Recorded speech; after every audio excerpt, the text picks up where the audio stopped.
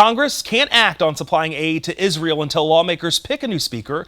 The death toll was rising in Israel and Gaza as the two sides launch attacks on one another. ABC's Inez de la Catera has you covered on the developing conflict. Israel swearing in a new national unity government following last weekend's intelligence failure, which allowed hundreds of Hamas terrorists to sneak into the country, killing at least 1,200 Israeli citizens. It's hoped the move will restore confidence in the government to keep the people safe. Israel's defense forces continue their retaliatory airstrikes on Hamas targets in Gaza. Officials say they are focused on killing Hamas leaders and their terrorist fighters in retaliation for the savage attack on innocent Israelis.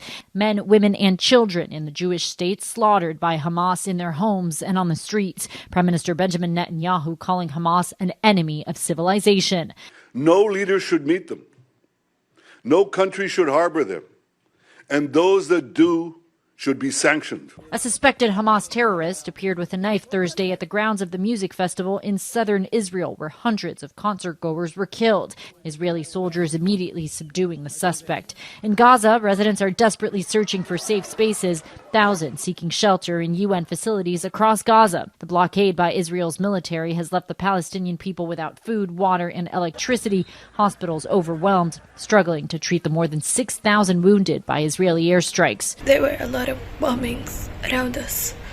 One of them was about 150 meters from my house. Secretary of State Antony Blinken meeting with Netanyahu in Israel today, saying he will be visiting with leaders across the Middle East in the coming days. We'll continue pressing countries to help prevent the conflict from spreading and to use our leverage with Hamas to immediately and unconditionally release the hostages. Blinken also pledging U.S. support and continued military aid to Israel. The Pentagon says U.S. intelligence had no warning Hamas was planning this attack, adding the U.S. has not seen a massing of Hezbollah militant troops on Israel's northern border amid concerns about a possible second front. Inez de la Catera, ABC News, Tel Aviv, Israel.